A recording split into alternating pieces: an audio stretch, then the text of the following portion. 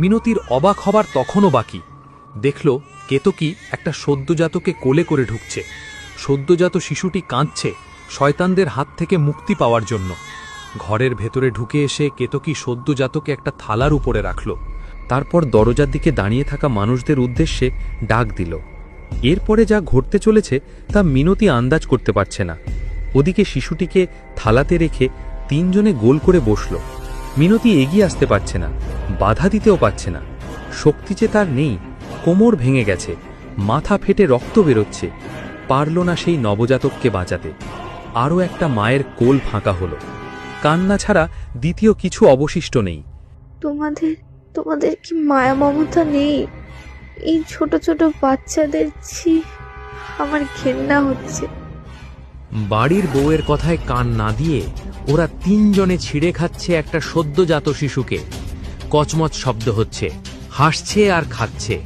ঘৃণা মিশ্রিত গলায় মিনতি জিজ্ঞাসা করল, তোমরা এই ছোট ছোট বাচ্চাদের পাও কোথা থেকে?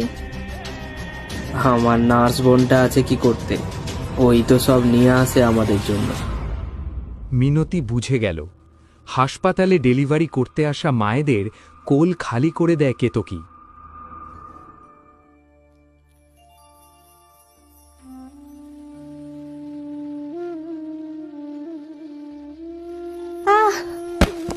নাও পিসি, একা একা থাকতে এবার তোমার একটা সঙ্গী এনে দিলাম।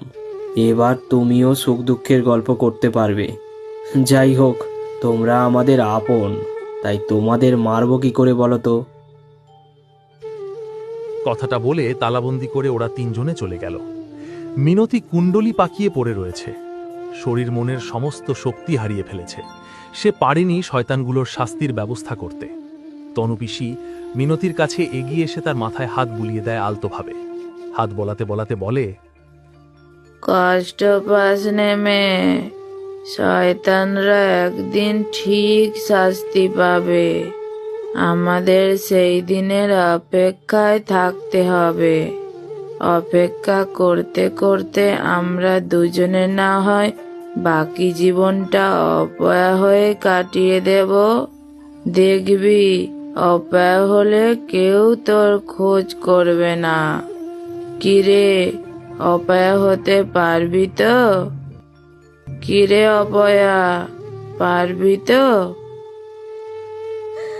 মিনতির গলা থেকে শব্দ বেরিয়ে এলো না। এক অপয়া আর এক অপয়াকে জড়িয়ে ধরে কাঁদতে লাগলো।